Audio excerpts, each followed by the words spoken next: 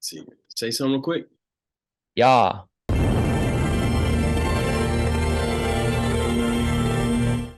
All right, yo, what's up? 1980 podcast, guys. We have a very special guest, my buddy, my friend, my compadre, Jacob Starr in the building. Yeah, yeah, yeah.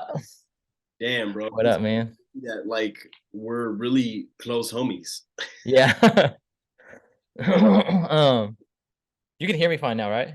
Yeah, yeah, Everything you're good? good. You're Okay, good. perfect. Yeah, Yo, man, what's you've up, stayed man? at my crib. You've broke bread with your boy at at his crib, and I don't know, man. How did we get so cool? Because you were like that YouTube sensation, vintage guy. Um, yeah, it was kind of just like happened naturally, I feel like. It was one of those things where uh obviously when I started my trip with like thrifting throughout the states, I set out with kind of like the goal to, be more open to meeting people. And we've obviously known of each other for some time, met through the virtual fleas. And then I was in Las Vegas for ThriftCon. You mentioned that you wanted to go, so I was like, "Yo, just come stay at my room." You pulled up and gave me a T-shirt more valuable than the room, which I appreciate. And yeah, freaking just ever since then, I was just like, man, that was just like a super genuine thing. And I feel Well, I like, thought you were a real one for offering the room, because I wanted to go out to ThriftCon Vegas, but it was like last minute. I didn't even know what was going on until one of the vendors at the flea that I was at that morning said, "Oh, ThriftCon's tomorrow." It was Saturday morning. I'm at the flea. ThriftCon's Sunday morning, and I'm like, "Damn, should I do a quick little road trip out there?" And then you happen to be out there. I just hit you up just to see like if you were. I don't know. I just was like, "Yo, I think I'm gonna head out there." I think And I posted a story or something that you responded to, didn't you? Or yeah, something like yeah. And then you were that. like, "Dude, just come stay in my room." And I was like, is that weird? And I was like, you know what? It's not weird. This is the homie right here. I've hosted him on Virtual Flea. If I turn up missing, you know what I mean? People know who Jacob Starr is. That's funny. So, Yeah, bro, it was cool. It was tight because it's like I feel like we went from uh not knowing each other really at all to being close homies in like the matter of a week. It was literally like you came to stay with me. That was like our introduction. And then I remember I was going to LA and I was thinking like, should I ask him if it's like, how do I ask like, yo, can I park my car outside your house and sleep in my car outside your house? And I'm like, is that weird? And I was like, I'm gonna be there at night. I'm like, let me just ask him. And then you were like, yeah. And then basically we just kicked it every day from there. So it was like, it was kind of crazy. yeah, man, I don't know. I just thought it was cool that you invited me to come stay with you. So I was like, man, I'm gonna do this. There's this thing that human beings have. I'm actually reading about it in this book right here. It's called Influence. So I follow Alex Hermosi. You gotta know Alex Hermosi as a YouTube guy. You know I Alex, don't actually. that really buff dude. He's a millionaire with a big beard, and he's just always talking about business. Maybe I've seen him, but like off the top of my head, I can't think of the name Alex Ramosi. Well, he recommended this book, so I've been reading this book, Influence. I don't know. I want to read more books. It just talks about sales and like psychology behind sales, and yeah, just the way our brain works. And it's crazy. Like we have certain things that we. It's almost like we're like animals that like for example, a dog when he sees food, he starts salivating. There's a certain type of behavior that's initiated off of certain I want triggers. you to know I'm not doing something else. I'm literally downloading the book on Audible right now. Oh, okay. But no, I'm it talks like, about I'm gonna how check it out. no, human beings have triggers too. So one of them is when someone up front does a favor for you or does something like what you did, where you said, "Come stay with me." It's human nature to want to return that immediately. Like we get a burden and we're like, we want to return Mm. that favor. And oftentimes the favor is at the same level as a favor that was granted to us, or even more. So the return on that could be even more. So Yeah, it's funny I because was it's just like, like dude, he's letting me stay in his room. I got a steal on this freaking Dr. Dre shirt. I'd probably pay $400 for the night if I got a room right now, or I think it was like $500 when I was looking up rooms. I was like, so I'm just gonna give this guy this shirt, like as if I was gonna, because I was I gonna gotta give I it gotta to show the anyone. people the shirt just so you guys can understand how ludicrous this gift was, like how insane this gift was. And I'm So very much like another book I'm about to reference right now, The Alchemist, where like certain things, if they happen as coincidences, I'm like, that's not a coincidence. So as I'm getting ready to go to Vegas, that shirt was next up in my rotation of tees to wear. So I was like, oh, okay, universe, okay, we're gonna give this one to Jacob. So it was a no-brainer for me, man. And you had hit me up for it before, so I was like, this is his. Look at this thing. Man, I love this shirt. As you can see, it's actually ironed right. It's like it's not ironed, it's steamed and hanging up. And not a lot of shirts just get hung up 24/7, but I'm like, man, this thing is amazing. I love this one. The velvet hanger is a good call too, man. Do you store Yeah. your personals hung up on in hangers or folded? Yeah, I think I thought you were pro which hanger won the I forget, there was a debate recently where someone downed velvet hangers. Yeah, I don't like. It depends on what you use them for. So like right now, you're using it for the storing your personals, and I think Yeah. that's good. It protects the neck, and that's your own personal But stash. like for selling purposes, which is obviously where I think your the wooden origins are hanger looks birthed, nicer. it's like it wouldn't make sense. Yeah, I think the wooden hanger looks nicer. If you do the velvet hangers for selling, like it's hard to take the hanger in and out of the shirt, Hmm. and then if there's a bunch on the rack, it's like all wobbly, and yeah, I don't like velvet hangers for that. But I think for personals, that's a good way to do it. I fold my personals away, but Yeah, that's so I fold mine a lot. Like a lot of mine are folded right next to me. But then I have these windows over here in my apartment, yeah. and I realized it gave a line like in the center of all of my shirts. Um, which I don't really care, honestly. Like a lot of them I'm gonna end up hanging in front of the window anyway, so they can just sun fade over the next like Fade, yeah. yeah, 6 months to a year, it'll balance out. Yeah, damn. No, yeah, you gotta fold. I fold the personals, fold it away in a drawer, because yeah, the sunlight will burn that light in them. But Yeah, anyway, I feel like for me, like a lot of these are just like I always tell people this, but I'm more of like a collector than anything because it's like a lot of these are just pieces that I just like I'm like, oh man, like I have some attachment to, or like it like reminds me of something. Like for example, like I have a Bulls tee because like back in the day I used to always wear this Bulls jersey my brother stole off someone's porch, and like that was like literally every picture like of me as a kid I'm wearing that jersey. Um and I'm not like a big sports guy, or I collect things from Tacoma. So I have like the Sonics played for one season at the Tacoma Dome, and they made shirts called the Tacoma Soups where it has the Sonics logo with the skyline of Tacoma instead of Seattle. So I have that in like white and black and like things like that. I don't wear those. I just keep them and store them away, yeah, you know?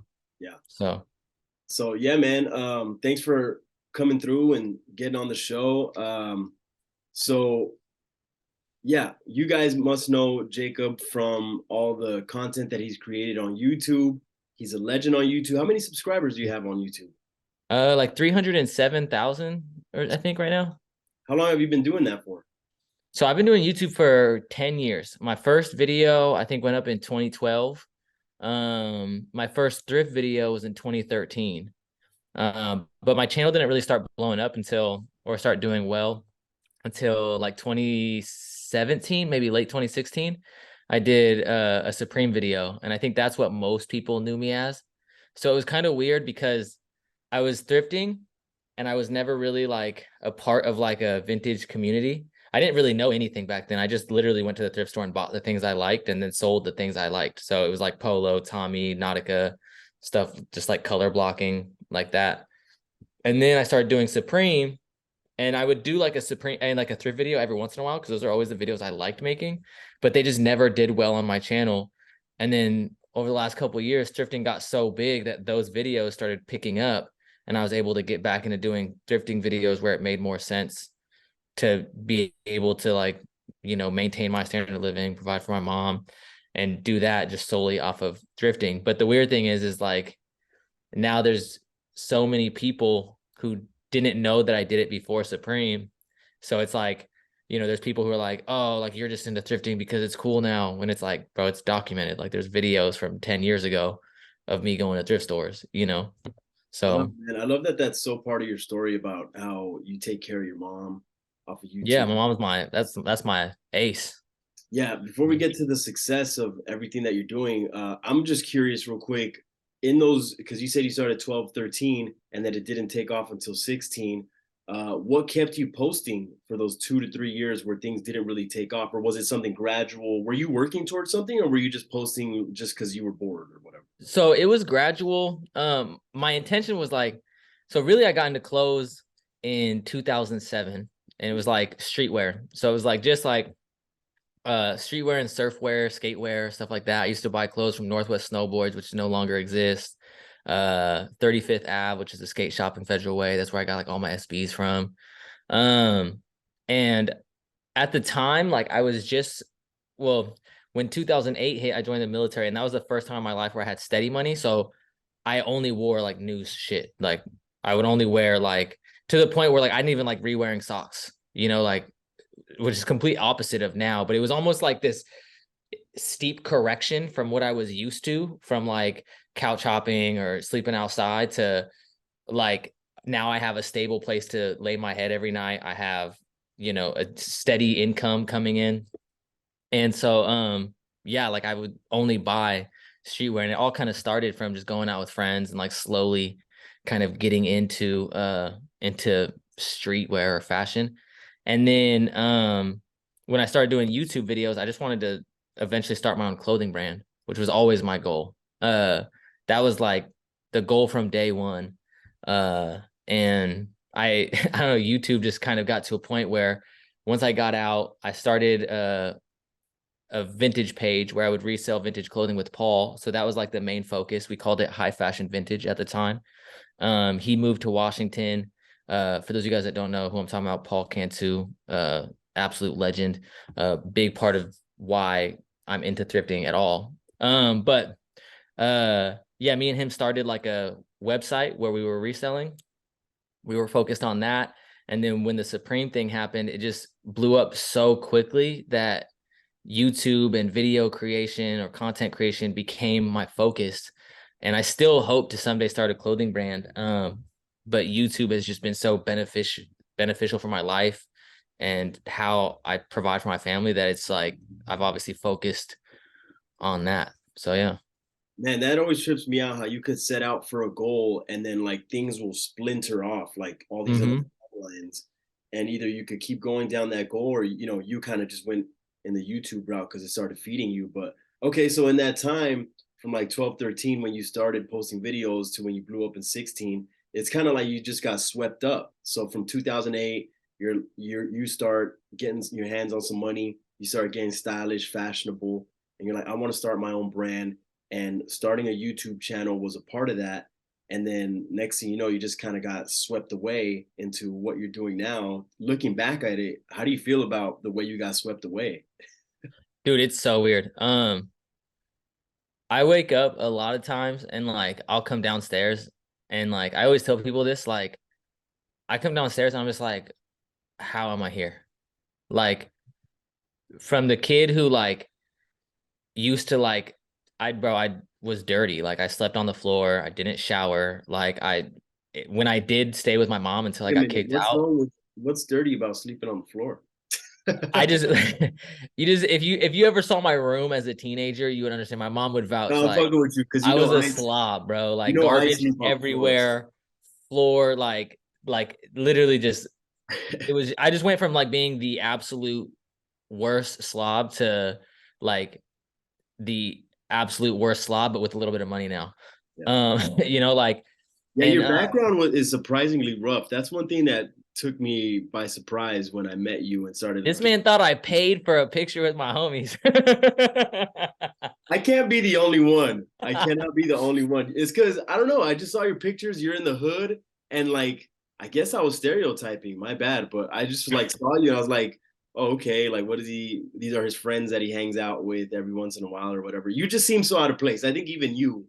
Oh, for sure. And I even now I would say like I always have been kind of out of place. Like, like I was just born in that area, but like I've always been kind of like off. Like I've been kind of nerdy. I've always been into like nerdy things.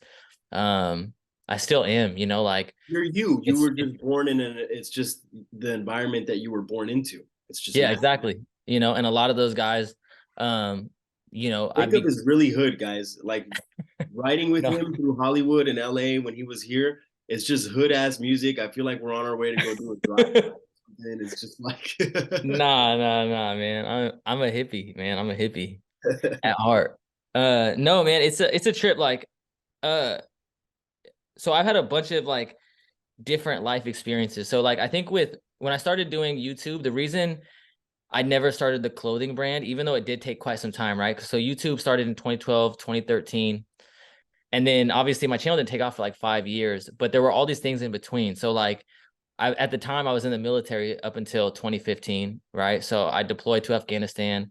I deployed to UAE, and like even at that time, I'm still making content. And back then, content was mostly like most of my channel was like Karmaloop hauls. So I'd buy some stuff from Karmaloop from brands like 10 Deep. I'd get Stussy, Black Scale was a big one. Like all these like streetwear brands that I liked, and then show off, what I would do. And my eventual plan was to come home, start a clothing brand when I get out of the military.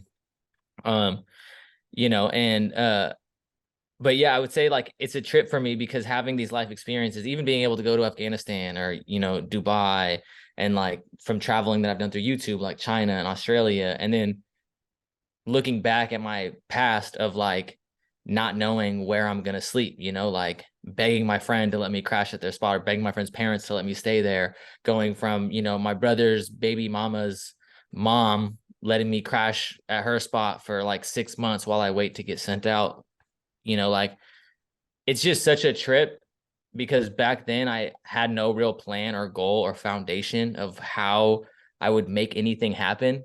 And I used to always just tell myself that it was going to happen. And I remember I have like, I wish I had it on me right now, but I have like old notes where it's uh, like class projects. And there was one that my mom kept where it was like, the assignment was to just write, if you had infinite amount of money, what would you do with it? And everything that was in that letter for the most part has come true. I never got to get my brother a Toyota Supra because he died, but in terms of a lot of the other things that were in there, like providing for my mom, helping my uncle get out of prison, a lot of those things like came true. And it's just interesting because that was written down when I was in like middle school. And it's just like so weird to look back at that time in my life where I was going through all these things mentally, at home, and just like, bro, it's a blessing. It's literally insane.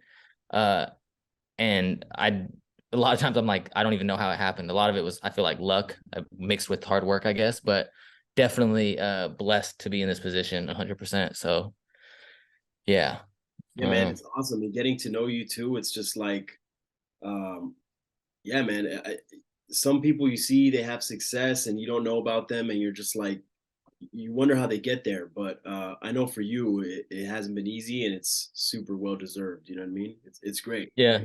I always tell people, man, it's like, if you I look back at like all these pivotal moments in my life that seem insignificant, and it's like all these weird little things that if that one thing never happened, right, then like I wouldn't have, it's like a domino effect, like I wouldn't have any of this that I have now, and Does that that's help always so you? weird to me. Does that help you with being in the present? Like, for example, me, because I've had those experiences too, where I'm like, man, everything, all that shittiness led up to this point.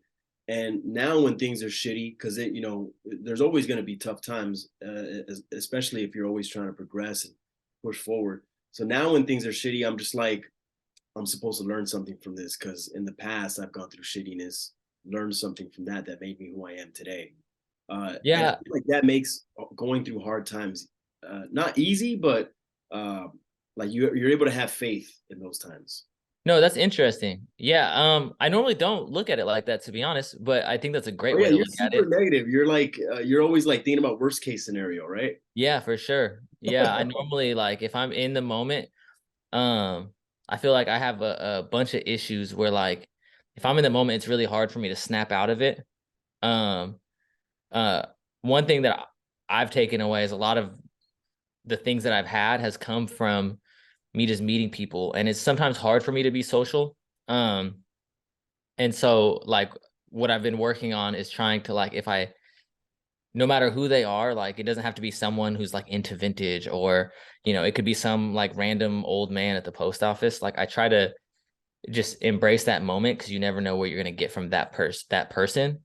But I can say, like, one thing that I would like to get better at is, if I'm in a bad mood, saying like, okay, like, this bad shit is happening to me right now, but like, what can I learn from this, or how can I grow from this?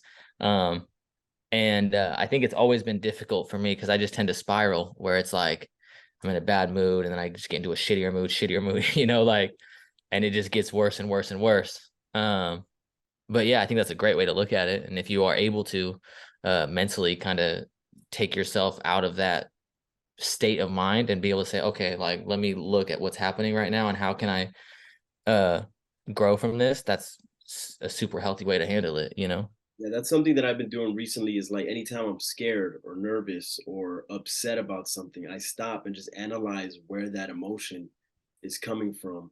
Um, Say, for example, right now, uh, I'm not working with Pop Shop anymore, right? And I Hmm. had an opportunity to work with another app, but decided to stay away from that and go back to the Instagram community because I just felt like it's the right thing to do for for what I'm doing. And I'm kind of just like, oof, like it's a testing time for me, And Yeah. um, I was listening to this podcast the other day. Do you know who Bob Proctor is? Uh-uh. I brought him up to other people and they knew who he was. But he talks about something called the terror barrier, where if you're setting out to do something, if you have a plan that makes you feel like that, that's natural. It sends your nervous system into chaos. But being able to realize that you're feeling that way because you're in front of a plan or a goal that is making you feel that way, know that that's a goal worth having. Because if it didn't make you feel like that, it's probably not worth going after in the first place. So now that you realize where that emotion is coming from, now you can get into a state which is faith, and that's what faith is. Like when you have faith in something, it's like on paper everything's telling you not to do it, but you know why you're doing it. You push forward even though there's nothing telling you that it's going to be guaranteed or that you're going to be safe at the end, but you just know that it's the right thing to do, so all you have is faith. So that's something that I want to get more accustomed to doing, is whenever I'm feeling a negative emotion, identify where that's coming from and realize that it's triggered because something great is on the other end of it. Does that make Yeah, sense? I like that. Yeah, I like that a lot. Yeah, because like I said before, it's like with me, like, uh if anything, I would say I had faith that I would start a clothing brand, which I never did, but that's kind of what kept me pursuing YouTube, even though, I mean, I was losing money for like the first, 5, 6 years of doing it. Like, I was just spending money. Granted, it was already money I was spending because I was buying clothes already, but I wasn't turning a profit or making money off of it, for half a decade. And so, but I always like had this plan in my head, like, I'm going to start a clothing brand, blah, blah, blah. For me, I always felt like I had that. Like, I always say this, like, I was cocky up until everyone started being like, "Oh, you're cool." And then I was like, "I'm not that cool." It's always like when everyone was like, "You're a piece of shit," and I felt like the world was just shitting on me, I was always like, "Nah, like, I'm going to make it happen. Like, you guys don't understand, like, blah, blah." And then people were like, "Oh man, you're making it happen." Like, blah, and I'm like, "Whoa, whoa, whoa." Like, I'm not, you know, it's weird. It's like, people giving me praise kind of gave me a reality check and was like, I'm not different or special than, the next man. But I also do feel like sometimes that inhibits my state, because it's good. You should always big up yourself to some degree. You should be able to say, you should wake up in the morning and say, I'm gonna kill it today. I'm gonna do great today. I'm gonna, get to it. And it's like, I think whether you want to do that and you want to use that as motivation for your health, fitness, whether you want to focus on monetary goals, whatever, like, you ultimately should have that mindset. You should still be able to check yourself. But yeah, I think that's a healthy way to look at it for sure. Yeah, man. But what does motivate you? How do you stay motivated with because after all these years of creating content, it's probably changed so much. That's actually the next question that I have for you is how has it changed and how do you adapt? But yeah, how do you keep yourself motivated and wanting to adapt? Um, for me, it's mostly just, I think of like, eventually I want to disappear. Like, I like creating content, but one thing that I would say that it's changed is like, when I started doing it, no one was really doing it like that. Like the only other person that made trips to the thrift at the time was Paul. Um, Before him, there were like four other people. It was Iceman 289. It was DP the Truth, Professor Snap, uh, Soul Food SF, and of course, my bro RJ. Those were like the main guys before uh Paul. And then but it was a lot easier just because the market wasn't so saturated. There weren't a lot of people doing it. So it's like, you, to be honest, you could post almost anything and it would get pretty decent views for the size. Like, not saying that it would, blow up your channel, but you'd get some amount of views from this like niche community. And I would say like one thing that's changed or that's been difficult is having to do certain things for YouTube. Like I always use this as an example, but YouTube thumbnails. I hate doing YouTube thumbnails. Like I hate like having to make a facial or like emotional expression. Like I hate that so much. So you Um didn't have to do that before. no, no, not at all. Like that was not like a thing back in the day. But yeah, now it's like this, it's just become it like if you don't do it, like you notice it in the views, especially if your audience is kind of used to seeing that. Um, The way you put it to me, because you had made a comment or a critique on one of my thumbnails, and the way you put it was the thumbnail is like, think of it as a billboard, you said. mhm. Can you say that for the people one more time? Yeah, I don't remember my exact wording, but ultimately, like that's what's going to entice someone to watch the video. So you want to make sure that it's something like if you're driving on the freeway, you're going to see a bunch of different billboards. You're not really going to pay attention to a lot of them. But if there's one that's interesting, that's catching your attention, it's kind of the same concept with YouTube. You're going to be scrolling through, you're going to see all these different billboards, and like all you have to grab someone's attention is that thumbnail and that title. And if And if you one of go those through two YouTube things now, don't you do it, will notice that it's just like facial expressions, someone going like this, or like, some big quote on their exclamation marks. yeah, even like down to like colors. Like one thing I've been trying to get better at is uh like for example, like I'll wear a particular shirt just for a thumbnail if I feel like the shirt will stand out a little bit from the thumbnail to make me stand out a little bit. Um yeah, that's like I mean I'm not gonna lie, I hate doing it, but it's just something where it's like at the end of the day I may work for myself, but there's going to be things that I don't like doing and I'm just gonna have to do it. You know? And that's one of them. Yeah, some things you um gotta do. But yeah. So how else has it changed since you started? So thumbnails is one thing. Yeah, well, I guess the whole idea behind just attracting a viewer is a lot more difficult because there's a lot more people fighting for that attention, right? Or fighting for that amount of time that's spent by this community online. Um, it's also like I think a lot of content has moved to shorter form content, which is hard for me to understand because I'm so used to producing a 20-minute piece of content and people just don't sit down and watch content for 20, like I do. I watch, a lot of podcasts, like 1-2 hour pieces of content.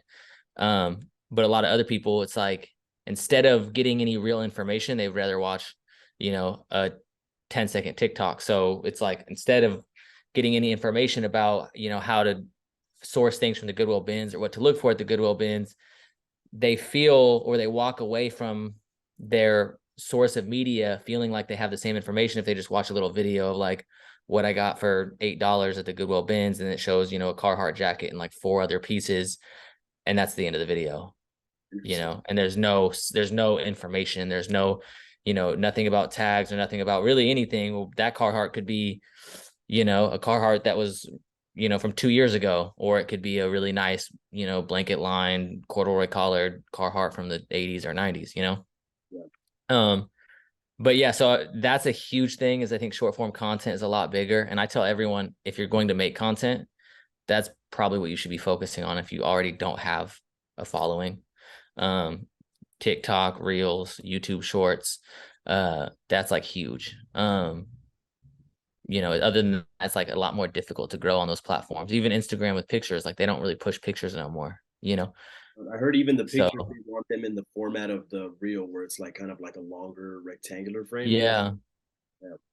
I was telling my So buddy too, and I was telling him because he's my videographer Piero, I do stash traders with and all that stuff. We're working on a new series, and I was like, for the thumbnail, for the beginning of the video, told him that idea. I get a lot of tips from Jacob, by the way, but you told me uh, for the intro, have like a good hook or like this recurring thing that I say at the beginning of every episode to let people know what the episode's about, or like to make it a series, you know. So I was yeah, telling him that, and he's just like, man, I wish that it would just start like this. And he had a different idea of just kind of going into it subtly and just letting the viewer watch and make, their own of it. And I was like, yeah, but, this is the kind of time that we're in right now. We got to have the billboard popping off and pulling people in. Same thing for the title. And we got to have that hook at the beginning of the video. And he was like, man, I just wish, like, kind of like you were saying, like, it would go back to where it was just like making cool content and, just for enjoying sure. stuff It's regardless of the amount of time. like if I had it my way, like in an ideal world, it would be almost no talking and just like clips of shit that I like, just like um because sometimes it's like I think the weirdest thing about YouTube is no matter what mood I am in, I have to be in a good mood. So if I have a video that I have to release on Wednesday, like I have to be in a good mood. One of the big reasons why I stopped working with a lot of sponsors, and I think I told you this story, was because uh I remember I signed like a deal with Manscaped. It was due on I think it was Wednesday or Tuesday. I remember it was due that week. But so the night before I filmed that video, I get the call that my brother died. And so, obviously that night I'm crying. That morning I wake up, I'm crying. I'm in the shower crying. And I'm just thinking you know, like, yeah, ultimately I guess I could just like not do this sponsor.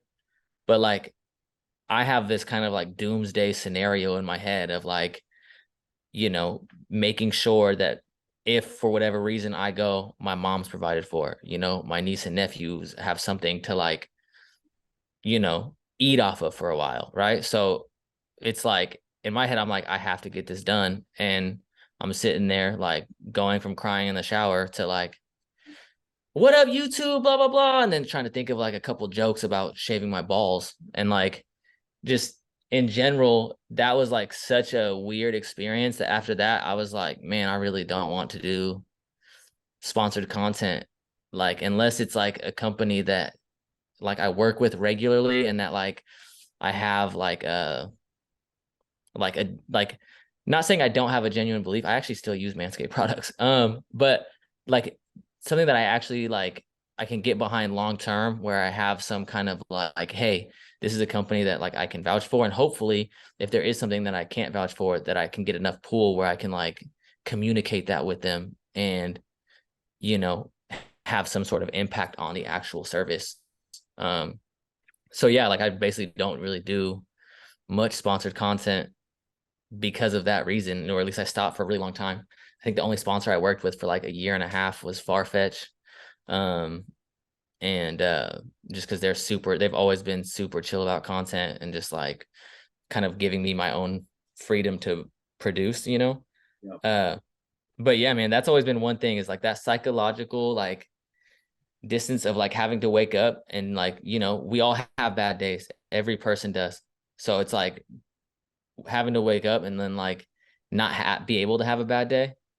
I'm sure a lot of people watching probably experience it when you go to work. You might have a shitty day, but like at the end of the day, you still got to sit there and smile at customers. You still got to sit there and like, and that was the thing that I hated most about working a 9 to 5. And for some reason, I had some like dream that would end if I worked for myself.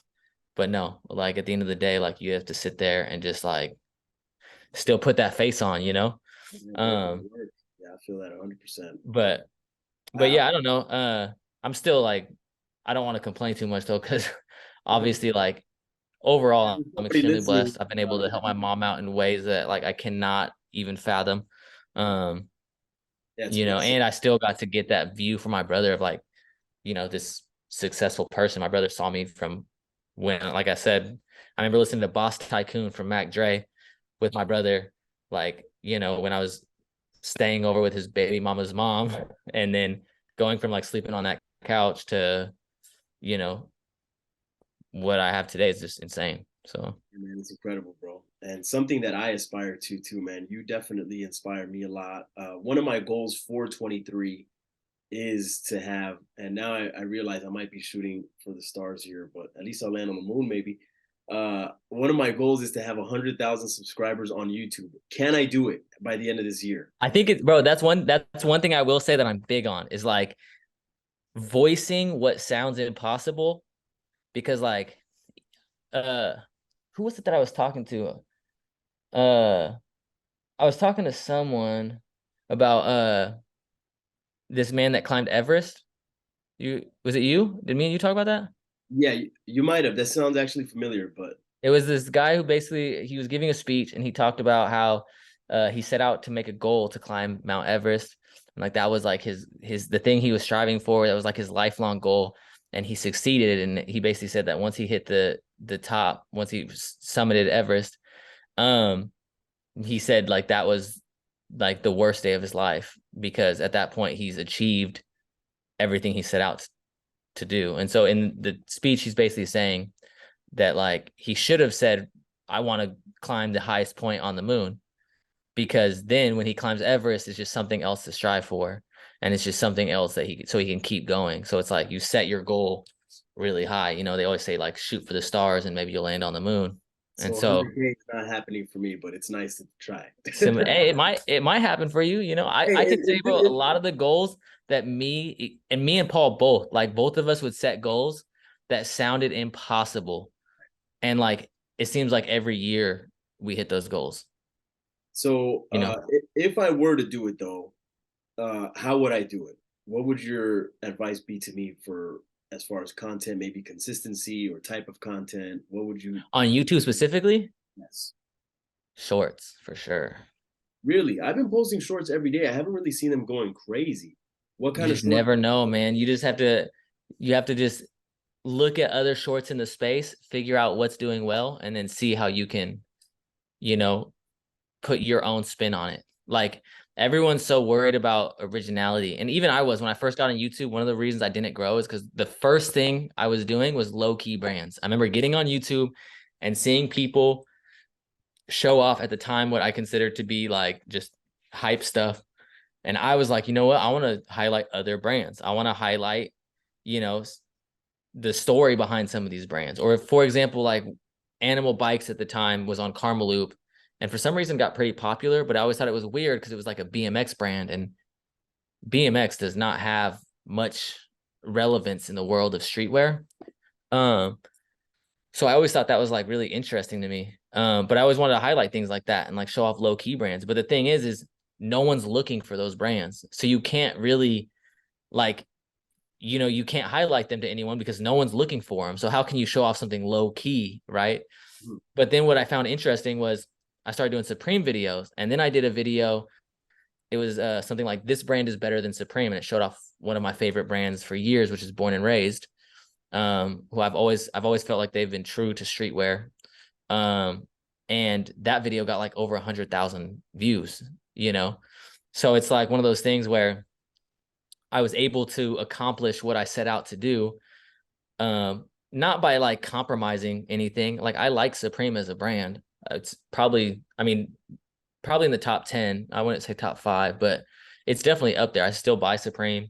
Um, but I did highlight something that I felt like has already been highlighted. And then that kind of gave me a platform to go highlight something that I felt like did not have the platform that I feel like it deserves, or even with thrifting, like thrifting is a weird one for me because I get such a mix of people. I always say, like, anytime I walk into a Goodwill bins, 70% of the people like me, 30% of them hate me. And like, there's a lot of people that show love and they're like, yo, like I got into thrifting because of you, or like, like I started reselling because of you or whatever. And that's freaking dope.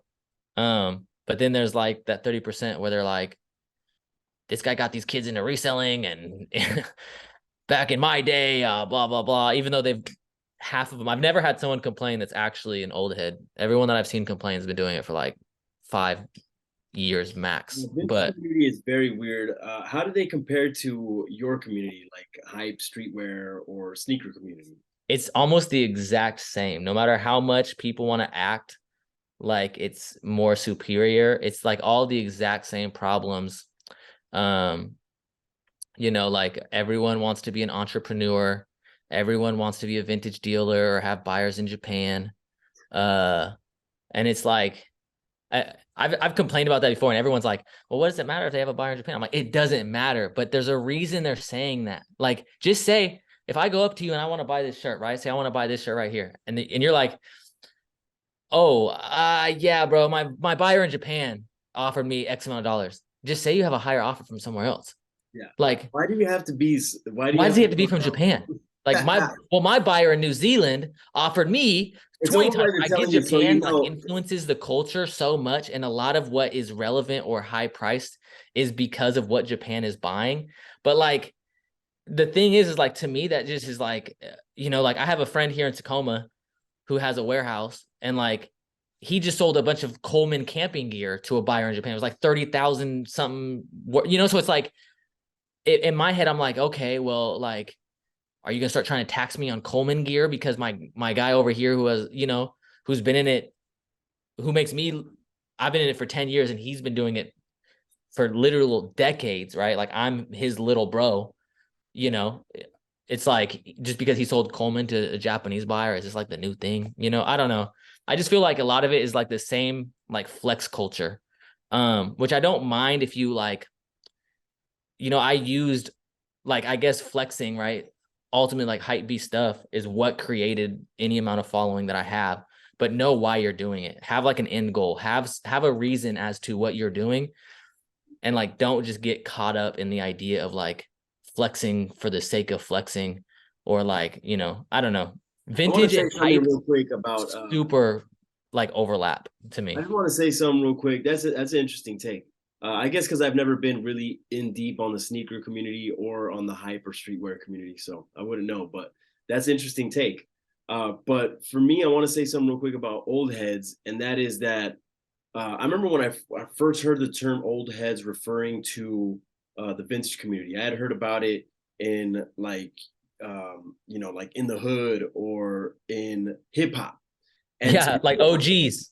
yeah, I thought old heads was just OGs, the wise ones, the ones that be kicking game.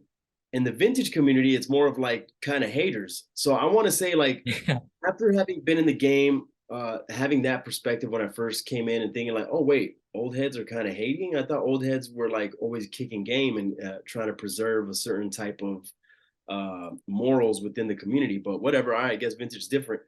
But now being in the game 6 years and seeing those old heads that used to look down on me and laugh at people that were starting out just like me as just a bunch of annoying kids at the bins, and now those same people kind of now having to scramble to do the things that are I'm doing now, or going live or whatever it is that the game has grown from where it was in 2016 to now in 2023. What I could tell you is that those, if somebody's talking shit to you and they're an old head, they're not an old head. They're just a hater. That's bottom line what they are. Because later on, they're not going to be your old head anymore. They're going to be your peer. You see what I'm Well, saying? and even worse, like they're not going to be the OG in Because the they hood. have They're to going to be keep the up with base what head the in the hood. They're going to be the drug addict in the hood. Like they're going to be the guy that's broke in the hood because yeah, they yeah. never adapted. Like that's what I'd never understood about any of this shit. Like, like I understand some people may not like what I do, but like I said, it's like I've never met someone like at the bins that's complained about it and been doing it for even a fourth of the time Mhm. that I've been doing it, and it's like it's just so weird to me because it's like you apply all these like these street terms, right, to a vintage community, but then you come and tell someone, and mind you, I don't consider myself an OG, like doing it a decade in the world of vintage, like there's people who have been doing this for 30, 40 years. So like how can I say I'm an OG if I've only been doing it for 10, right? But then to come and tell someone who's been doing it for 3 or 4 times longer than you how you should be doing it is weird, especially when it's like you're not doing anything. Like this is still like you haven't changed anything. All you've done is come to the bins, which people have been doing for years, and basically been bitter and not like you haven't really grown your business. You haven't done anything. You've just kind of done the exact same format that was accepted. And it's weird because it's Yeah, the also game, like, and this is another thing. The game is not even theirs. The game is its own thing. So you come in and there's people talking down to you, old heads, and then next thing you know, because the game grows, not because you change it, but just the game grows. Now they're like your peer, and they have to do what you're doing. They have to, for example, like I'm going live now. They have to go live. They got to do their own live for what they're doing. And so what I want to say is like it's interesting looking back, the people that I thought were old heads weren't old heads. They were just dudes that were just upset that things were changing right before their very eyes. And they had maybe been in it for a little bit longer than I was when I first came into it. But yeah, don't worry about that, guys. When you're coming into something, if you got good intention and someone's talking down to you, just make sure that you work until they become your peer. And then now you'll be the OG of this person that you thought was an old head when you came into it. Does that make sense? no, for sure. 100%. Yeah. I always thought that was weird. And it's like I said, I just get such a mixed review where it's like always polarizing. It's either like love or hate. And it's weird because it's like when I go somewhere, like I always try to show love to the people there. Like anyone that like wants to fuck with me, or even if they don't fuck with me, like, but they want to like get to know me, I'm always open to that. I don't have an ego. I don't think like, what I'm saying? We all, what's that one? Uh, did you make me bleed my own blood or whatever? My Yeah, own blood. yeah. But it's like, we all bleed the same. It's at the end of the day, it's like, it's all love. And I support everyone that's involved in the world of vintage, right? And it's like, especially because even if you come in doing something that you might be inspired by or whatever, you might find your own lane. You might kind of have your own twist where you do bring something new to the game eventually. You do bring something new to this like market, right? And who knows, like maybe I'll learn from that in 5 years. Maybe I'll learn something from you. Like we all have something to learn from each other. And so it's just so weird to me when like people have negative energy. I will say though, it's rare. Like I get a lot more love than I do hate for sure. And so I try to tell myself or remind myself of that and not get like negative or like feed into it too much. Cause at the end of the day, I mean, I say that, but we do have Kent Goodwill Bins merch coming soon.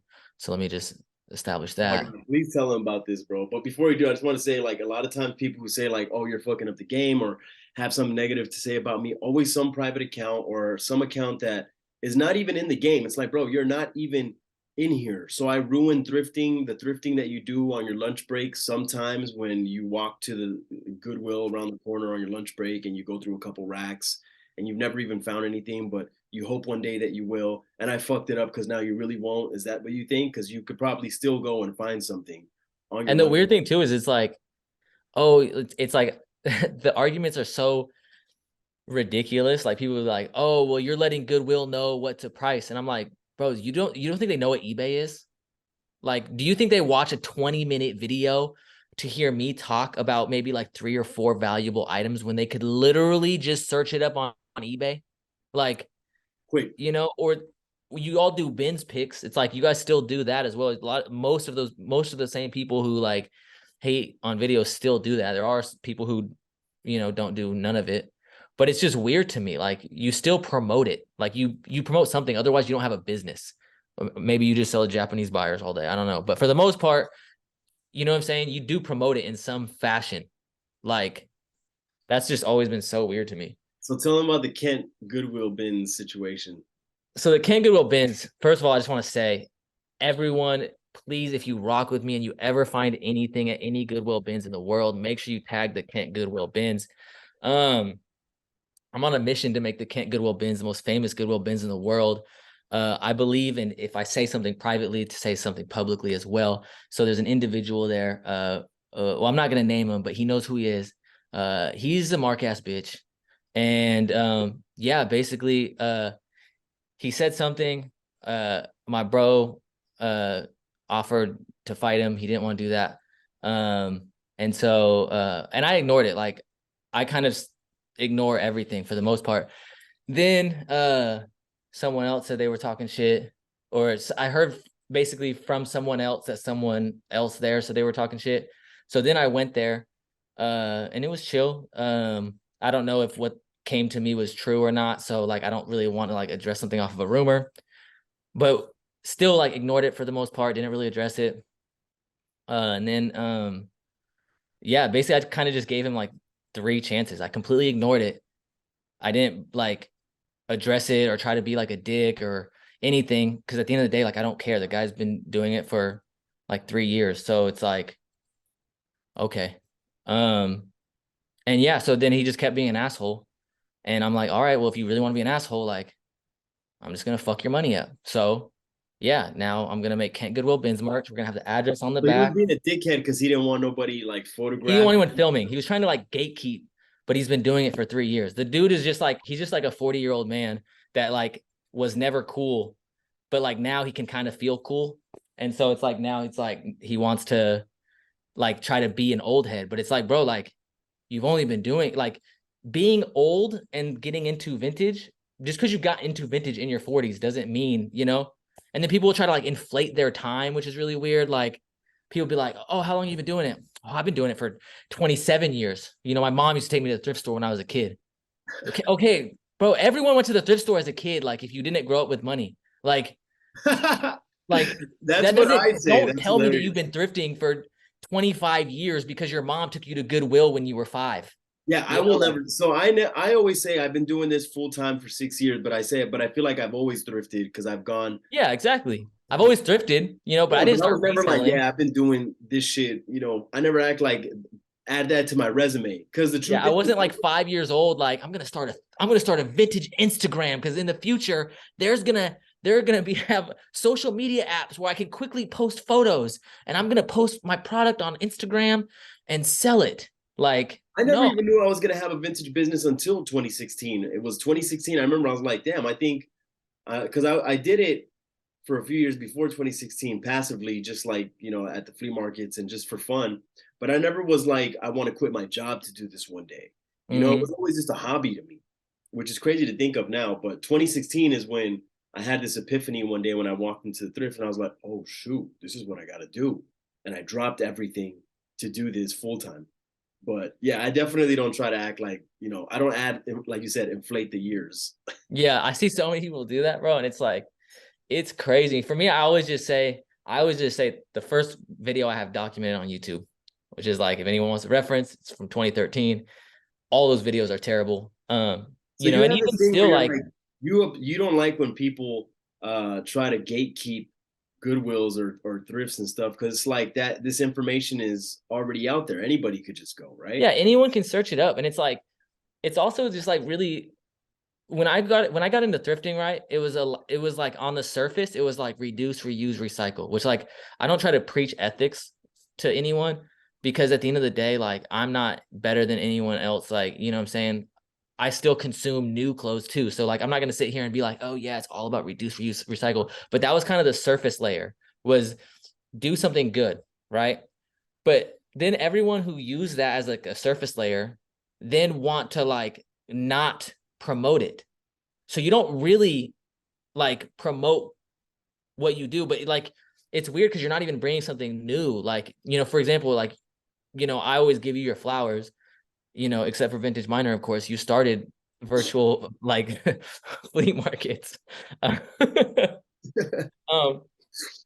but yeah, other than him, like you started the live fleas, that was like, and that was a really cool way. And even like talking to you, like you've always been genuine when you talk about it. You didn't talk about it from like, even the way I talk about my stuff, I was like, man, this would be like a really cool like business.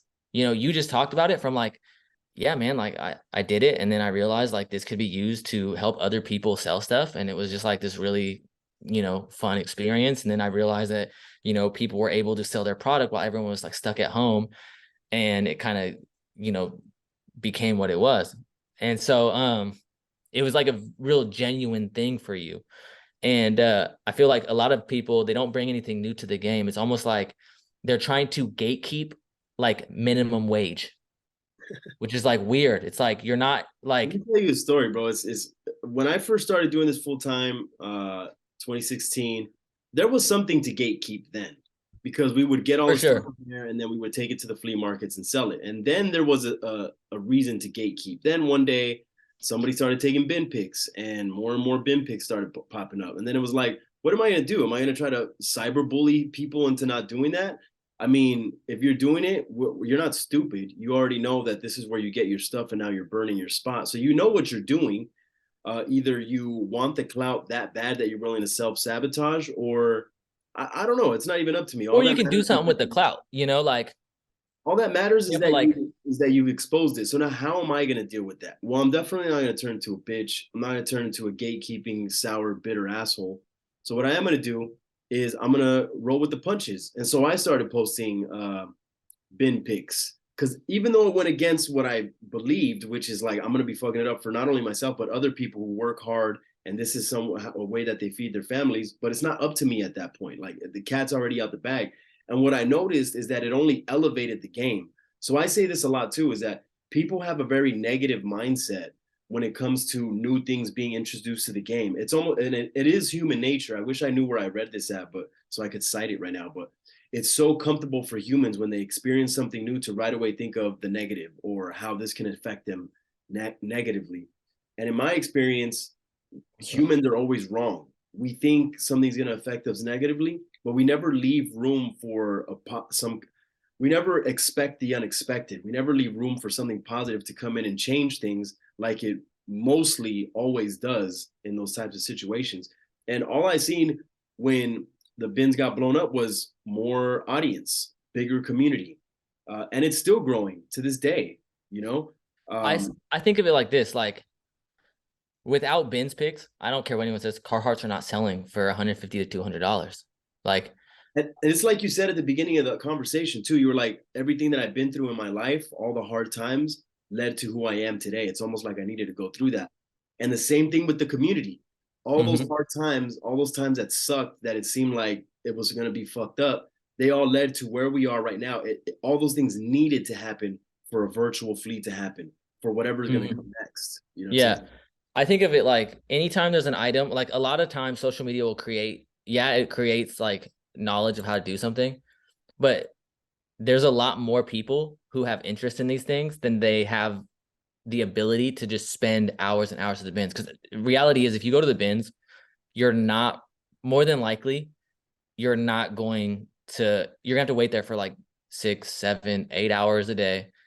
And you're not gonna really be able to get that much just because of competition. And I do know, like back in the day, it was definitely a lot more fruitful because there's a lot less people. But back then the market was also way different. Like, people weren't selling Detroit jackets for $150. People weren't, that was when people were selling like Tommy and Polo and Nautica, like, and they were selling shirts too. Obviously, shirts have always had a market, but there were no Genie tees going for $6,000, and like that sale, I remember that sale. And like, this was before I really knew you, but like, I know a lot of people who are not on social media who do vintage, who have sold a lot of Disney stuff because the hype around that sale, just Right. because that was such a big thing, whereas like, what, 6,000? Like, I know people who don't even have Instagram that have been in the game for 20, 30 years who heard about that, and it's like, oh, I have oh shit. Like, I have a friend who's in between jobs who's was talking about like his boss doesn't appreciate his work and this and that he may be moving to another company, taking his contact list and this and that. And I was just like, but he's saying that he feels bad for his current boss. And I was like, look, the beautiful thing about business is that you take the emotion out of things. Life is so complicated because of emotion, because of loyalty and things like that. But the beautiful thing about business is that it's very black and white. And you just make a decision off of what works and what doesn't work. And yeah, sometimes emotions can be intertwined when people are making money together or they have like a good partnership. But when things start getting shaky, you just got to look at the black and white, and that'll tell you exactly where to go. That's the beauty of business. And the reason I bring that up is, guys, get the emotion out of it. You know what I'm saying? You see somebody take a bin pick, or you see new guys coming into your thrift. That just means it was never meant to be comfortable. It wasn't. It was not going to be secure. It wasn't secure for the old head that was mad dogging you on the first day you walked into the thrift, and it's not going to be secure for you. What makes you think you're any different? You just got to roll with the punches, because that's business. yeah. And the other thing too is, I would say, like, don't pretend to love it if it is just business. So like, because like I love this shit, right? It is a business, and I will always look at it from a business standpoint. But like I said with you, like when you talk about it, when you talked about creating the virtual flea, you didn't talk about like, oh, I thought this would be a good money opportunity or blah, blah, blah. Like that never came out of your mouth. It was literally just like, yeah, like I just thought this would be a cool opportunity for people to sell their stuff, and then like they'd be able to like have a way to move their product that they can't right now because of COVID. Like there was a genuine love there. Like there was a genuine appreciation. It wasn't just like, oh, business. But then I see a lot of people who are like, oh yeah, like I love thrifting, reduce, reuse, recycle, but get the fuck out of my bins. How does that even make sense? Like Straight that up, doesn't make, straight up. it's like, no, like it's either reduce, reuse, recycle. I love this shit. Yeah, you guys should get into this because this thing is cool. Yeah, it might mess it up. I might not get the next band tee that comes out, but like if you work harder than the next man, at the end of the day, like if there's people succeeding, I always say this, if there is like room for 10 people to succeed at a Goodwill location, you just have to work harder than the rest of the people there to make it in that group of 10 that succeeds. And if you can't succeed and there's someone else at the bin succeeding, then you're just not working hard enough because there are other people that are succeeding there. People want to say like, oh, well, like you can sell stuff because you have a YouTube channel. Like, do you think my mom just pushed me out of her vagina and just gave me like a YouTube channel with 300,000 followers? Like, no, like I lost money for a long time doing it. I made videos for a long time and eventually it paid off. It might never pay off, but if you put the work in, at least you can like have something that you're like proud of, or you can have something that like, and I always say like every time you do something, whether it's creating a piece of content, whether it's going to the bins, it's always the same. It's like that might be the moment right there that like changes everything for you. I know a kid who worked at Value Village a while ago, and he came up on like an insane amount of banties from someone who I guess was going to donate them all. He doesn't work there anymore, so I'm still not gonna say his stuff, but yeah, but like dude came up, and like you just never know when that day is gonna be where it can be like change the trajectory of your entire future. It's like we were saying earlier, like those little innocuous moments in life that may seem insignificant all lead up to where you are. And it's like, if you just have this negative ass energy and you go there and you don't try to make the most out of it, then, that's why I tell everyone when I meet people, I tell people, I tell people to make content even. And it's like, that doesn't make sense for me. I'm telling people, compete with me, make some content, because at the end of the day, like you might be able to blow up off of it, and who knows? And like I've met plenty of people who make content who get into thrifting and like do all that. And to me, that shit is so sick. Like I genuinely like I this just stuff. don't So of like the course I way want to see other people do it. I just don't like the way I feel when I start gatekeeping. I'm just like, I don't like this feeling. So I had a theory. I was like, if you give to people, you'll get back in return. Like, because it feels like, and I actually just made a post today about this. And in the caption, I said, like, in business, you think that you have to do everything for yourself. But when you do things for other people, not only do you feel more fulfilled, but you're rewarded back. And and this goes for example, virtual flea. Like you said, you gave me my flowers on it because yeah, I just wanted to help people. I actually didn't start charging people to become vendors. I think for a couple months after I realized like, yo, this is taking up a lot of my time, and now I gotta start charging stuff. Literally like every single weekend. Yeah, This man. man So was on live. Like I wake up and it's like 1980 something Co is live. I was like, man, there's got to be a way that I can help people out and share this knowledge, and help people in a way where I wasn't helped. Because coming up, there was no one sharing this kind of content when I first started. So I was like, maybe there's a way we could do that. And sure enough, man, the reason I'm explaining this is because don't feel insecure about what is going to be on your plate, because just because somebody else is eating doesn't mean that you're not going to eat. We could all eat, and that's been proven to me since I started doing this full time. You said you gave me my flowers. I want to give you your flowers. This is something that I really respect about you, is that you're a super big YouTube creator, and you don't have to, but you always put on for the vintage community. And I know it's just like your own interest or whatever, you do it because you love doing it, but there's also a part of you in the conversation that I had with you where you're like, yeah, I love, you do represent the vintage community. And that's why when you said, when I did a virtual flea, you hit me up for a set. I was like, bro, I'd love to have you on. Having your name attached to the vintage community helps other sellers that don't have big accounts, because that's what virtual flea is all about, is putting a spotlight on other accounts, like I was saying, that don't have that, that are just looking to grow their business. You know what I mean? So I Yeah. love that you don't like act like you're separate from the vintage community. Instead, you embrace it. Like you love Well, and being. it was cool for me too, because I always felt like being up here in Washington, maybe it's just the weather or the environment or whatever, but I always felt kind of like separated from the vintage community just in general. Like I feel like a lot of that, it's like, I don't know. And when I came into the game, when I was doing it, like if anyone wants, they can go watch the old videos. Like I knew nothing at all. Like I was literally just buying the stuff that I liked and then reselling the stuff that I like. I didn't know, like, you know, about how to date certain things or look, like I have friends who have been in it for years and they always say like, yeah, I used to watch your videos and just like geek over the stuff that you would pass on because you just didn't like it, you know? And Like and what? yeah, I don't know. It's like it's been cool over the last couple years, especially with like, getting on virtual flea and then going and like kind of traveling more and like meeting people that is a part of the community.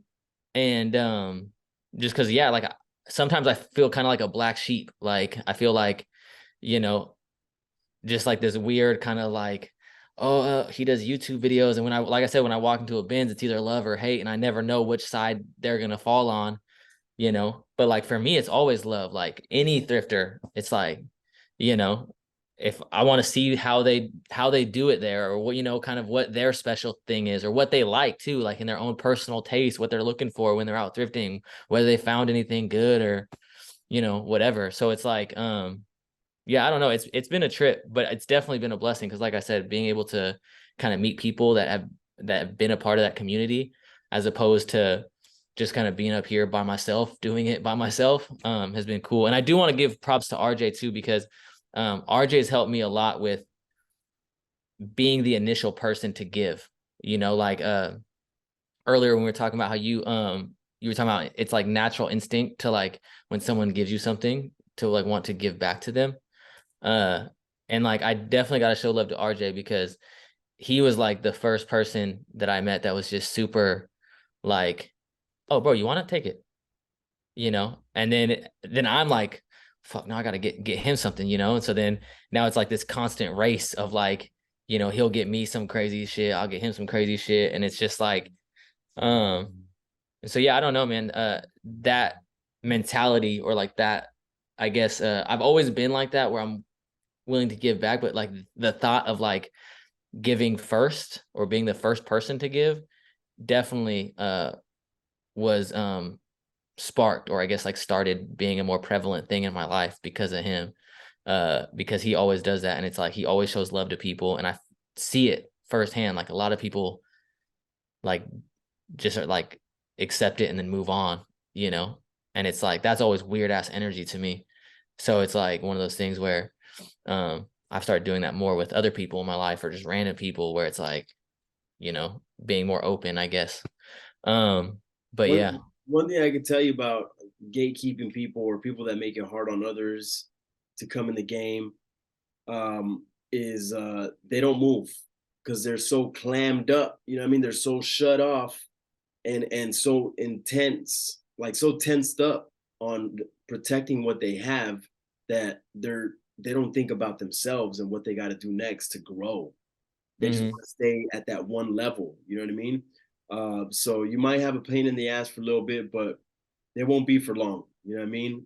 Time is something that changes that dynamic. And one day they're just like, damn, this food just kept it moving. You know what I'm saying?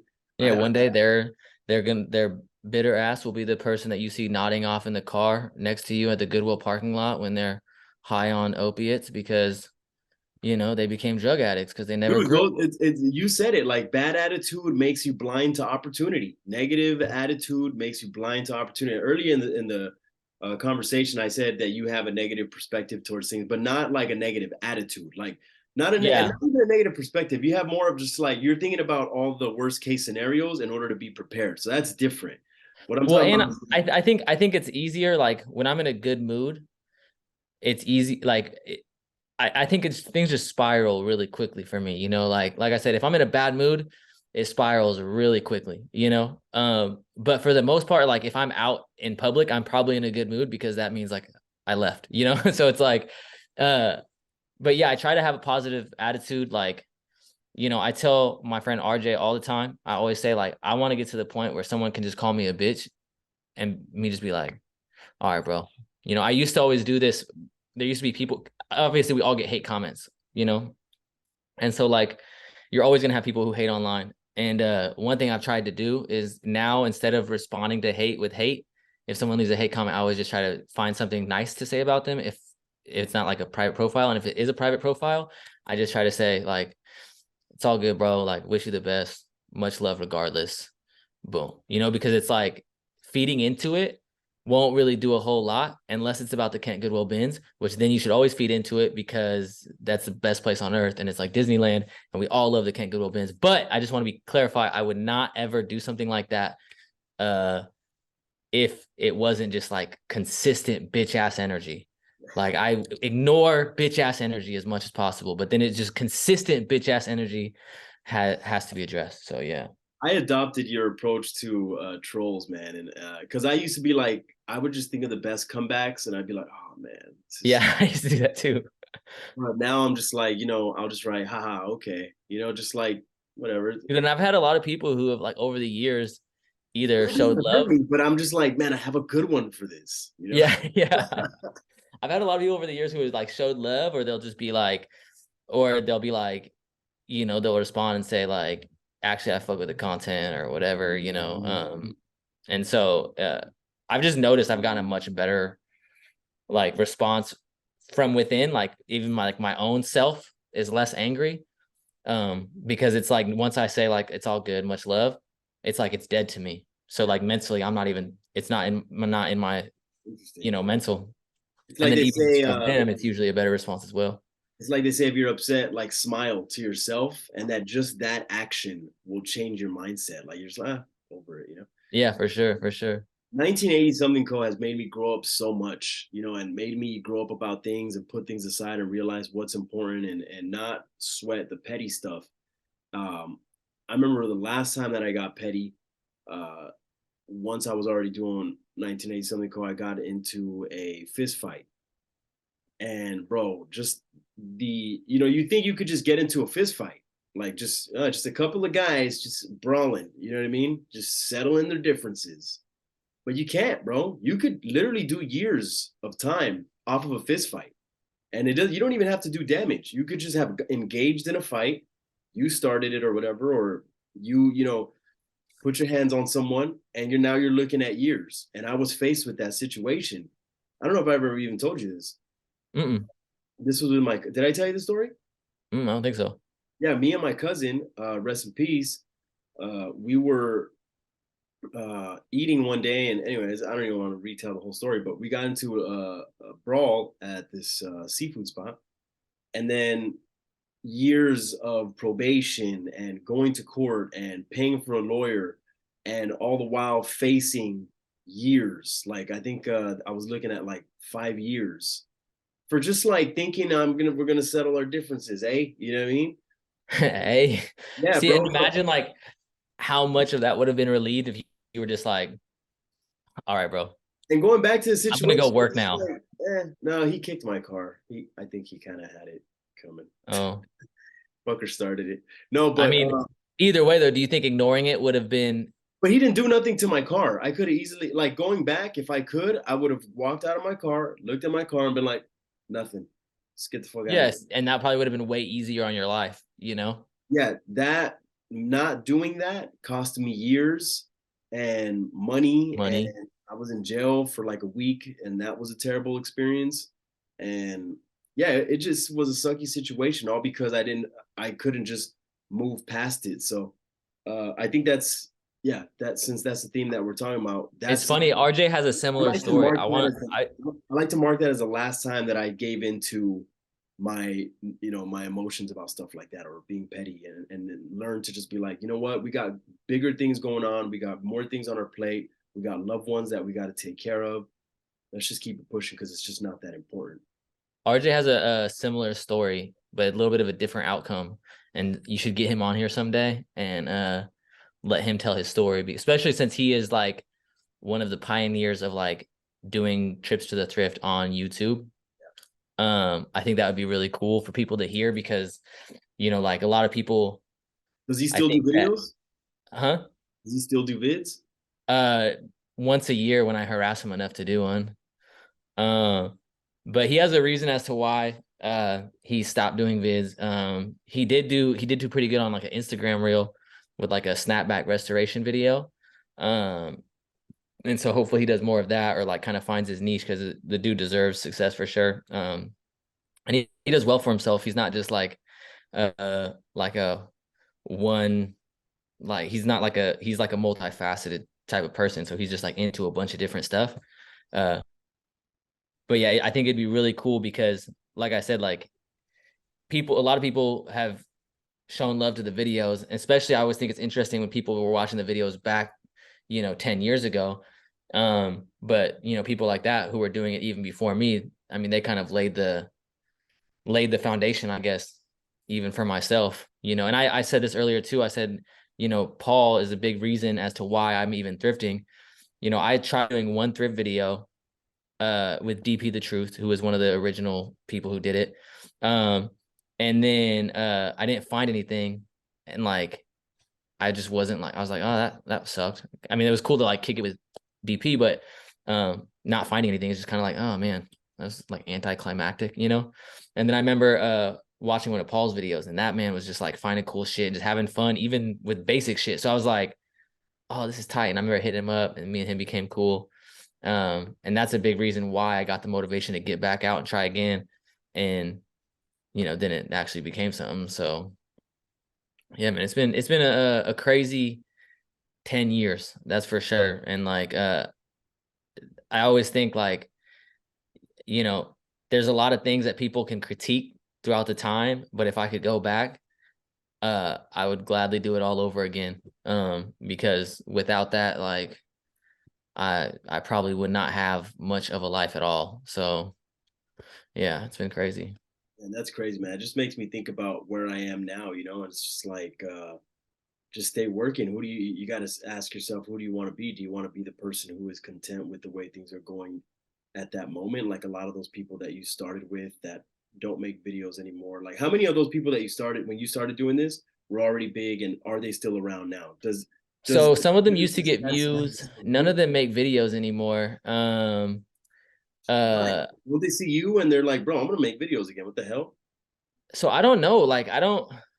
Uh, that's always been weird for me. Is like, how do you guys not want to make videos when you see the outcome? But I think just like, um, I don't know about Iceman. Iceman, actually, I don't know if he likes me or not. This is just because once again, I believe anything I say privately, I'm willing to say publicly. Uh, yeah, I think he threw shade towards me on Drew's podcast. Because like he said something like, but I don't know, maybe it's just me looking too deep into it. But I remember him saying something about like a heart-shaped box and like kind of like, oh, everyone thinks it's like this crazy piece, but he was talking about like true vintage. And to be fair, a lot of the stuff that's popular now, he was into like back then, like he was into a lot of that style back then, that people are like just now getting into. But yeah, I was just like, it was like right around the time that I found the heart-shaped box, and I was like, this just feels oddly convenient. But yeah, so I don't know if he rocks with me. I've talked to him a couple of times, but he had like 20K on YouTube, did good with views. DP did pretty good with views. I think he had like 8K on YouTube, which at the time was a good amount. Jacob Keller used to do trips to the thrift back in the day. And I mean, he had less than 10K.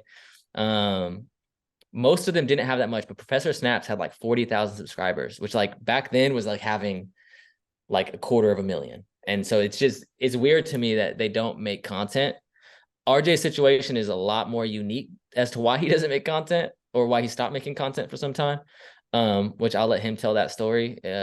But yeah, for the most part, I just think it's like one of those things where it's like, man, like this shit has changed my life, and maybe they just don't want, maybe they just view it as like all luck. So they don't want to put work in for 5 years for the hope of that. But I can say like, it's definitely worth it if it does take off, like I promise you, you will be so happy that you put in that years of work, losing money for, where you are, like 100%. So not once do I ever like look back and say like, oh man, like I wish I didn't work. If anything, it's like I wish I would have worked a little bit harder in year 1, 2, 3, 4, 5, and just, but and sacrifice even more back then, because it's like, it definitely pays off. So That's where I'm at right now, bro. I want to just like put a lot of content up this year. I'm telling you, I don't know how easy it is now. Yeah, I mean, I'm at 100,000 followers on Instagram. no, That's a you're at like 115,000. My man just went viral. I'm at 116 now, but to get to 100, so what am Oh, I my talking bad, my about? bad. What am I talking about on YouTube that I'm gonna get to 100K? All right, I might be tripping, but I don't know. I just feel like in this day and age, you could do one thing and it just goes nuts. Like you Yeah. just brought up that I went viral. Yeah, I had that post. Bro, and And that to me was like the most random post. Like I'm over here like maybe I should do videos of me hanging shirts on my wall, like never know what it's gonna be. So I'm just like, dude, I'm just gonna throw a bunch of shit out there and see what these people like, because you just never know. So I yeah. want to stay consistent. I want to stay experimental. I want to stay having fun. And going viral, a lot of it, from what I've been researching, is just a big portion of it is just luck. And you're not gonna get that luck if you're not posting But every you live and breathe it though. Like what people don't see behind the content, like they might see like a little 15-second video, but like kicking it with you, it's like, oh, maybe I should use this sound for a reel, or maybe I should use this, or maybe I should do this, or maybe I could do this. And it's like, you'll sit there and like kind of plot on a 15-second video for a lot longer than 15 seconds. And I tell that, and I'm the same way with videos, I'm sitting there like there's a lot more time spent in like plan preparation and like on the back end than there is the actual just like shooting and posting. um like that's like the quickest, probably easiest part. Everything else is just a lot more, because you just kind of have to think about it constantly. You can't just wait till you go to bed at 9 p.m. and then think like, what should I do for a reel tomorrow? I don't see a lot of people like that do well on those platforms. Even with myself, I don't really do TikToks or reels that often. But I had a friend of mine. I actually met him at a sneaker con. His name is Josh, and he runs like a TikTok with his girl. They do really well. Super good people. And it's funny because like they've kind of inspired me to push should try short form content. So when I was in Atlanta, he was like, "Yeah, man, I see you do some reels." He's like, "I have one piece of advice for you though." And he's like, I'm like, "What?" And he's like, if you like the song, don't use it. Cause I'm using like Soundgarden and like I'm using like other Nirvana songs too, so it's like pretty popular music still. I'm trying to find like that good medium of like popular that I like. Um, and I'm like, well, what about this one? He's like, that one only did good because they used that song in the Batman movie. And I'm day. like, damn, that's crazy. Like, I just thought like, I'm just using the song because it's a good song. I didn't even think about its relation with like the Batman release. Um, but yeah, and like just seeing the work that goes in on the back end, it's like, for a while I was kind of like that, like, oh no, I'm not gonna do TikTok. And that's like a huge opportunity loss, because, like I can still do it. But especially back then, you see almost everyone that created TikToks back then just like did numbers. All because I kind of fell into that same trap, that same mindset of like, oh no, I'm just gonna do what I do. But you can't think like that. You always want to grow, you always want to try new things. Um, yeah, definitely don't just stick to the same shit that's been done 1,000 times. Cause even with you wouldn't be where you are if you just did flea markets in the same traditional manner, and then just, waited for, I don't know, flea markets to open back up. Yeah. So What do you think about me? Because I want to do the vlog, because I would love to, build the vlog up, just like me chilling, me with the family, me doing things. I'm gonna take off. I'm not gonna monetize on those videos, but I'm gonna just throw a bunch of them up and just like in a period where I'm just trying to figure out what works. Do you think that's a good plan? Or should I be monetizing on all of them, because you just never know which one's gonna hit? And as long as I have a bunch of them, maybe that money will accrue What would you say? Yeah, I mean, I would say monetize no matter what, because what if one does pop and it gets 7 million views, and then, like the most money I Yeah, ever that made from a stops single people from video watching. was like, it was honestly like a throwaway video. It was just like, what can $100 get you at Gucci? And like that one video made me like $4,000, which is super uncommon for video. Like normally I don't make that much from ad revenue. Like a video will make me like $300, if like it's like decent. Um, but yeah, I would say monetize everything. The only thing I would say is like you might want to do separate channels for separate things. If you want to do vlog content on one channel, I think it's more difficult to put vlog content on a vlog, like on like a vintage channel. I've noticed for myself, the videos that I want to make camping videos and hiking videos. And like, I love incorporating that a little bit, but I've realized when I lean more into that, there's people in my audience who like it, but they don't watch it all the way through because there's such a big portion of my audience. If a video gets 30,000 views, it's only going to get, you know, maybe 100 to 200 comments and, 1,000 to 2,000 likes. But how So, much is that hiking video gonna get on its own channel? well, that's the thing is then you grow an audience that is into watching hiking videos. Yeah. See, You because see I what I'm got saying? So it's same with like Paul. So I told Paul to start a new channel with his plants, and he's starting to get people who would never watch his vintage content who are watching his plant channel, you know? And the reason for that is because, you might hit like an algorithm. Say you do a vlog, right? And someone really likes your vlog and they resonate with some of the things in your lifestyle, whether it be like the carnivore diet, CrossFit, whatever, and they resonate with those certain things. And then they go and they want to check out your channel to see if they want to subscribe. And then the next video they see is just like talking about t-shirts. And they're like, I don't even give a fuck about t-shirts. I like the Liver King or whatever, not to use him as an example, but, but I like this or I like that. And so, I don't care about vintage. So then they might not subscribe and you might just lose that person forever Mhm. because, so that's why I would say normally I'd recommend you doing different channels. Um, and then I would also try to see like research what's doing well. So like in your space, if you want to do vlogs and you want to do like kind of more lifestyle focused stuff, uh research what does well in that space and then put your own spin on it. That's what I always tell people is like, you know, there are not many creators who come in and revolutionize something, right? And even if you look at the most revolutionary creators on every platform, usually they start by doing something that has already been done. I would say the best example of someone who kind of came in original and created his own space would be like Mr. Beast. But like look at big creators like Ryan Trahan. He started doing like commentary first because that was such a big thing. And then he started creating super original pieces of content. And that's like I think how most people are able to kind of find their space, which is create something that is, maybe something you're consuming or something you like or whatever with your own little spin.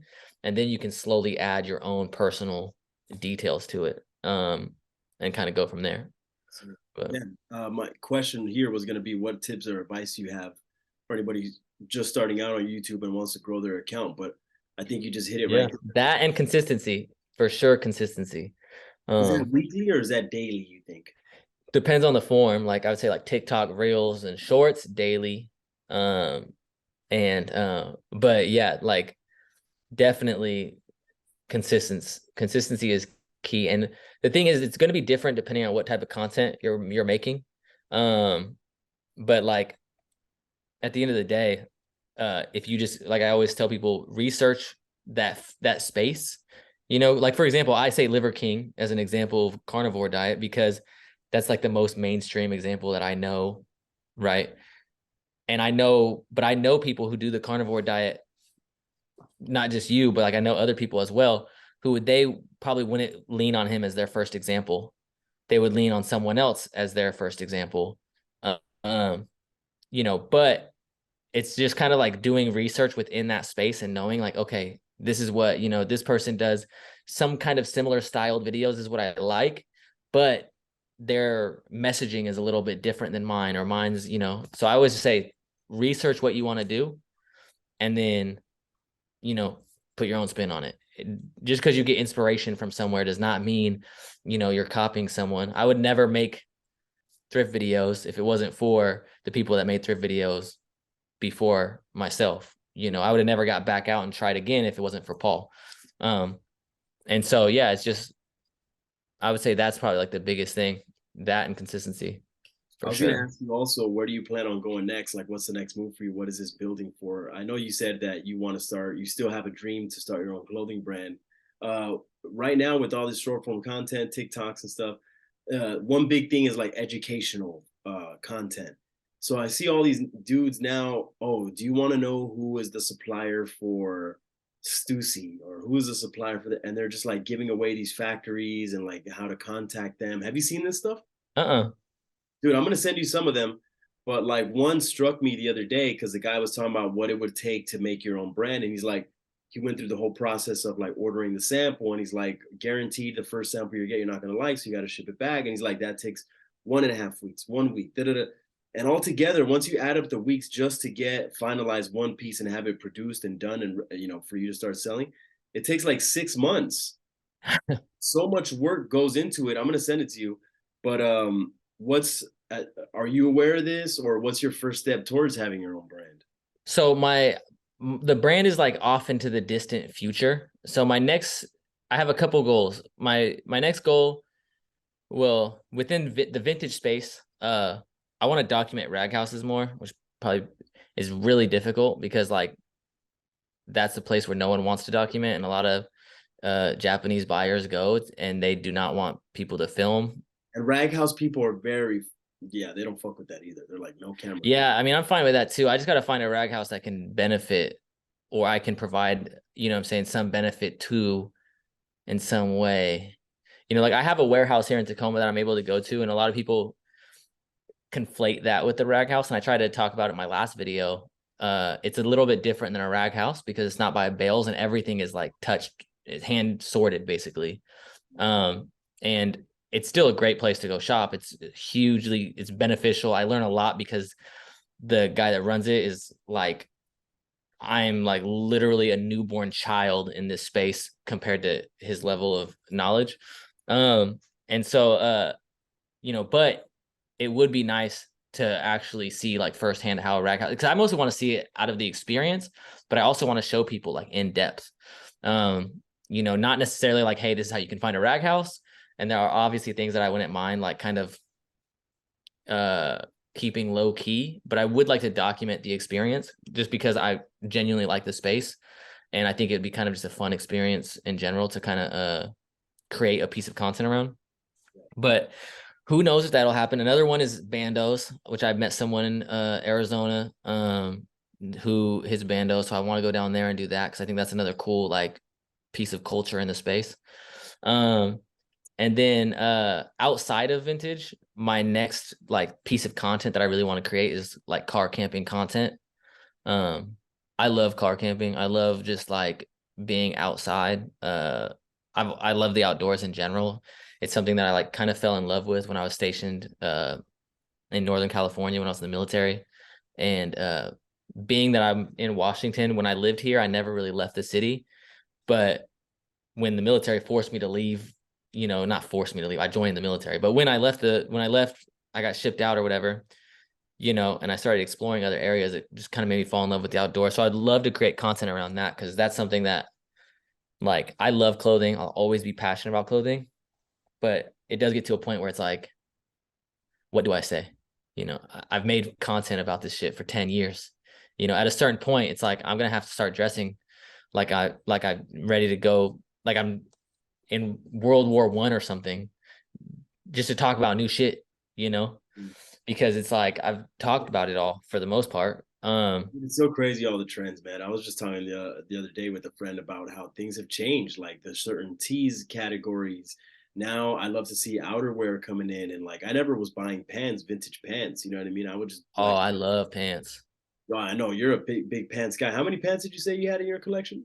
Oh, hundreds, like literally hundreds. Like I have a pantry. So we're normally it's in my apartment. It's designed to store food.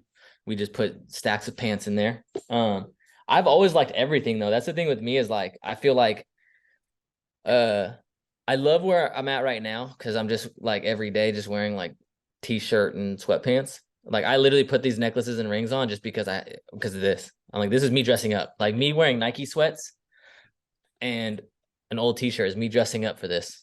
You know, this is me getting fancy for you.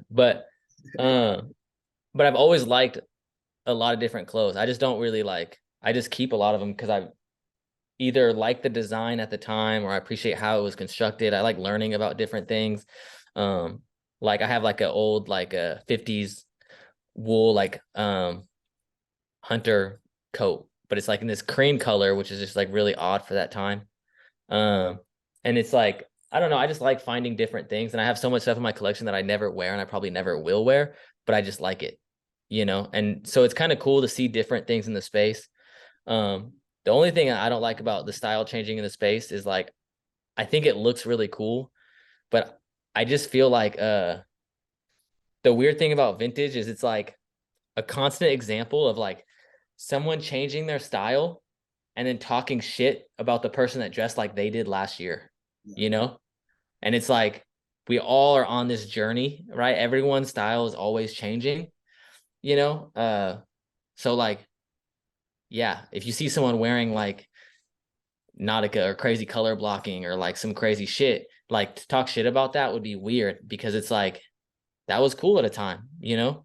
We were all wearing bright colors at one time, unless you just weren't into clothes, but like that was the style for a lot of people. So I don't know. I think I see that a lot. I see a lot of people dressing a certain way and then talking shit about other styles when it's exactly how they dressed before. And I'm like, bro, like, you know, it's just I see it a lot, especially with Supreme too. It's like, bro, these fucking hype beasts, bro. And I'm like, bro, you were wearing box logos like last year. Like, what are you talking about?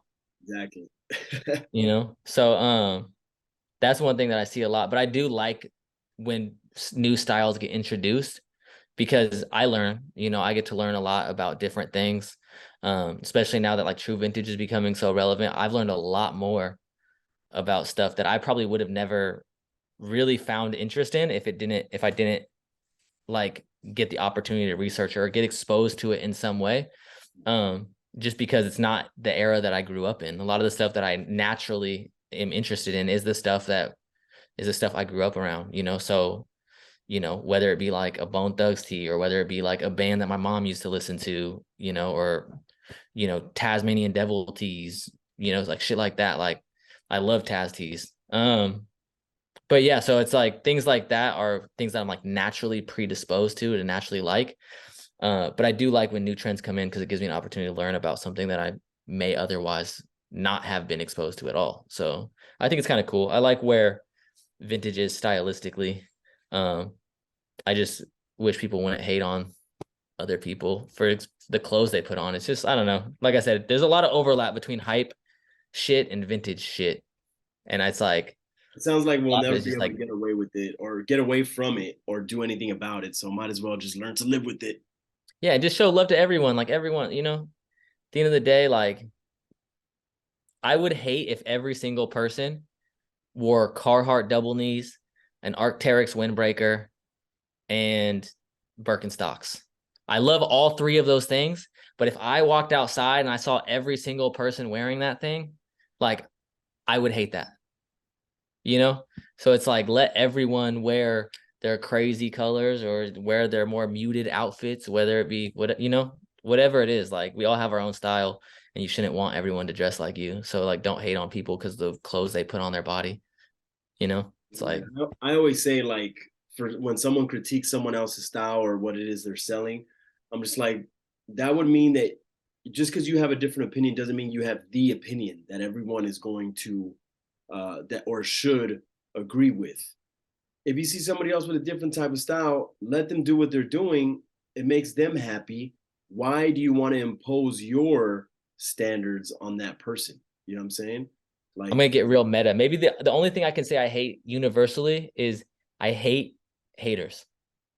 But then maybe I shouldn't hate them because maybe that's where they find true happiness is maybe like them being bitter ass bitches makes them happy. So then maybe I should just let them be their happy, bitter ass bitch self. I Shout out to the don't King. hate haters. I am indifferent to them because You actually are, and I want to give you your flowers one more time. I'm sorry to interrupt you. I remember asking you questions because I don't know people, and I was asking you questions about just people in the community that I haven't met, and you were just like, "Yeah, man," like you were like a hippie about it. You're like, "Yeah, man, like I mean, they do their thing. I don't really talk about anyone really. Like, I don't really like." And I'm over there voice you're like doing. talking about the things that I don't like in the community, and you're like, we all just do our own thing. We're all on our own thing. And I'm like, man, like I fuck with this energy, like this good ass energy. It's like Yeah, I'm man, like because I sitting there, like cannot I want to be. know I the cannot. deets. I always say this. I'm like, bro. One thing that you'll never be able to say about me is that I was a hater. Nobody on planet Earth could ever say that I hated or I was a hater. And sometimes I have friends that they turn haters on me. They'll have some kind of comment, or they stop talking to me, or the energy's off. And if that's the case, I'm here if you want to talk about it. But if not, wish you all the best. I believe in something called brain power. That if you allocate a certain amount of brain power towards the things that you want to do, and if one of those things that you want to do is dwell on negativity or dwell on the way people are acting towards you, even though you didn't do anything to them, that's fine. But that's brain power that you're wasting on what could be the next $1 million idea or the next thing that's going to get you some money. So for me, it's just like, oh, okay, enough brain power on that. Let's focus on something else. And I wish everybody the best. You know what I'm saying? And the way Yeah, I see no, I thought that was really cool because I don't see that a lot. And you just don't want to. And I feel like already, like we were saying earlier, when you have a negative attitude towards things, you miss opportunities. It blinds you towards the opportunity, and even in the tough situations, something new is happening in the community. You have a negative outlook now, and now you're blinded towards you're missing the opportunity. They say a lot of times the seeds of opportunity are planted in those terrible times. So I already know, like, even if nothing that I could do in retaliation to a hater or like to strike back would come close to what they're already doing to themselves by having this negative, negative ass energy. you know. I'm just like, Yeah.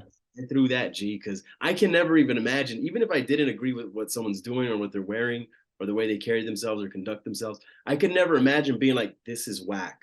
I don't even have the energy for that. Like, I can't even comprehend what that would be like to leave a negative comment like that, or I hate those shoes. Yeah. But every time, even when I do see something that to me is whack, I wouldn't wear that, for example. I'm like, you know what? I'm happy because this man is happy. Go get it, G. Yeah, I can say I normally don't see like the only time I think something is whack is like when it's like when the action of someone else like calling the shit whack. Like Yeah, I mean, I have opinions on things for sure, but like when it comes to like someone's style, like if I see someone's style, like I'm not even gonna if I don't like it, I'm just gonna keep scrolling. But but then if that's I see different though. someone See, what call you're doing them, is like you're defending or you're coming from a good place. You know what I mean? You're like, hey, you know what? That's whack because you should not be doing that because let that man be.